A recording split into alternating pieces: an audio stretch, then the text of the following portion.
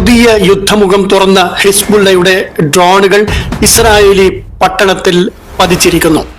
വ്യോമ പ്രതിരോധത്തിൽ ഇസ്രായേലിന്റെ അവസാന വാക്കായ അയൺ ഡോം സിസ്റ്റത്തിന്റെ കണ്ണുവെട്ടിച്ച് ഹിസ്ബുള്ള പായിച്ച ഡ്രോണുകൾ ചെന്നു പതിച്ചത് അതിർത്തിയിൽ നിന്നും 20 കിലോമീറ്റർ അകത്തുള്ള വടക്കൻ ഇസ്രായേലിലെ സഹരിയ പട്ടണത്തിൽ 20ഓളം പേർക്ക് പരിക്കേൽക്കുകയും വൻ നാശനഷ്ടങ്ങൾ ഉണ്ടാക്കുകയും ചെയ്തിരിക്കുകയാണ്.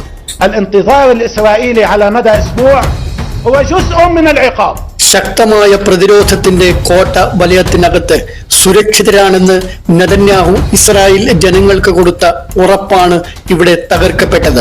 തങ്ങളുടെ ഉന്നത കമാൻഡറായ മുസ്തഫ ബദറുദ്ദീന്റെ കൊലപാതകത്തിന് തങ്ങൾ പകരം ചോദിക്കുമെന്ന ഹിസ്ബുള്ള തലവന്റെ വാക്കുകൾ അക്ഷരാർത്ഥത്തിൽ തന്നെ പ്രാവർത്തികമാക്കുന്നത് ഇസ്രായേൽ ആർമിക്ക് ചെറിയ അങ്കലാപ്പൊന്നുമല്ല ഉണ്ടാക്കിയിരിക്കുന്നത്. ഇസ്രായേലിന്റെ അതിർത്തി പ്രദേശങ്ങളും കടന്ന് ജനവാസ കേന്ദ്രങ്ങളെ ആക്രമിക്കുമെന്ന ഹിസ്ബുള്ളയുടെ മുന്നറിയിപ്പ് വെറുതെയല്ല എന്ന ബോധ്യം ഇസ്രായേലിന് വന്നിരിക്കുകയാണ്. ഇസ്രായേൽ വ്യോമാതിർത്തി കടക്കുന്ന ഏത് ആയുധങ്ങളെയും തങ്ങൾ മൈലുകൾക്കപ്പുറം വെച്ച് തന്നെ നശിപ്പിക്കുമെന്ന ഇസ്രായേലിന്റെ അവകാശവാദം തകർന്നു വീഴുന്നത് ലോകം കണ്ടുകൊണ്ടിരിക്കുകയാണ്.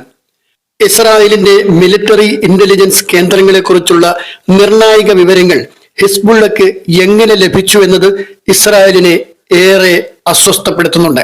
ഇസ്രായേൽ മിലിറ്ററി കേന്ദ്രങ്ങളെ ആക്രമിക്കുവാനും നാശനഷ്ടങ്ങളും ആളപായങ്ങളും ഉണ്ടാക്കുവാനും ഇസ്രായേൽ ആർമിയെ പോലെ തങ്ങൾക്കും സാധിക്കുമെന്ന് ഹിസ്ബുള്ള തെളിയിച്ചിരിക്കുകയാണ്.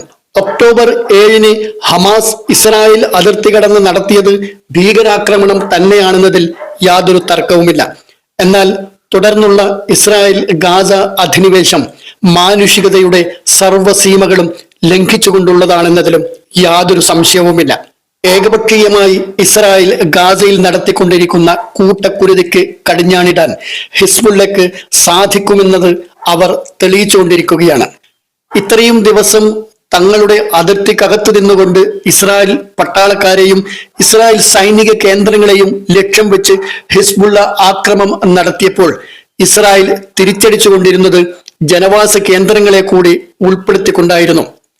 ഗാസയിലായാലും ലബനനിലായാലും സാധാരണ ജനങ്ങൾക്ക് നേരെയാണ് ഇസ്രായേൽ പ്രധാനമായും ആക്രമണം അഴിച്ചുവിട്ടുകൊണ്ടിരുന്നത്. അതേ നാണയത്തിൽ തങ്ങൾക്ക് തിരിച്ചടിക്കുവാൻ സാധിക്കുമെന്ന് ഇവിടെ ഹിസ്ബുള്ള തെളിയിച്ചിരിക്കുകയാണ്. ഇറാന്റെ കയ്യാളായി പ്രവർത്തിക്കുന്ന ഹിസ്ബുള്ളയുടെ ഈ തിരിച്ചടി ഇസ്രായേലിനെ അക്ഷരാർത്ഥത്തിൽ ഞെട്ടിച്ചിരിക്കുകയാണ്.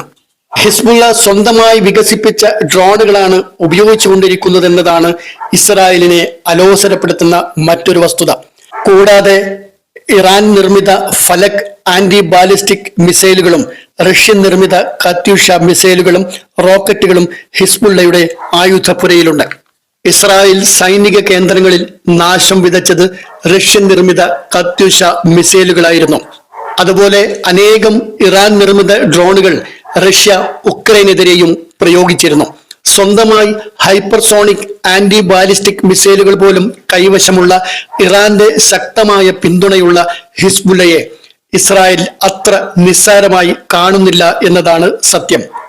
ഹമാസ് നേതാവ് ഇസ്മായിൽ ഹനിയയെ തങ്ങളുടെ മണ്ണിൽ വെച്ച് കൊലപ്പെടുത്തിയ ഇസ്രായേലിനെ ശിക്ഷിക്കുമെന്ന് പ്രഖ്യാപിച്ച ഇറാൻ അത് എങ്ങനെ, എപ്പോൾ, ഏത് രീതിയിൽ നടപ്പിലാക്കും എന്ന് വ്യക്തമാക്കാത്തത് ഇസ്രായേലിനെയും അമേരിക്കയെയും ഒരുപോലെ അങ്കലാപ്പിലാക്കിയിരിക്കുകയാണ്.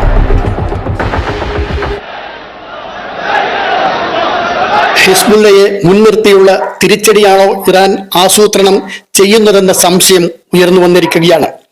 ഇറാന്റെ ഭാഗത്തു നിന്നും ഒരു ആക്രമണമുണ്ടായാൽ നേരിടാൻ സർവ്വവിധ സന്നാഹങ്ങളും ഒരുക്കി കാത്തിരിക്കുന്ന ഇസ്രായേലിനെയും അമേരിക്കയെയും ആശങ്കപ്പെടുത്തുന്ന രീതിയിലുള്ള നിഗൂഢതയാണ് ഇറാന്റെ ഭാഗത്തു നിന്നും ഉണ്ടായിക്കൊണ്ടിരിക്കുന്നത്.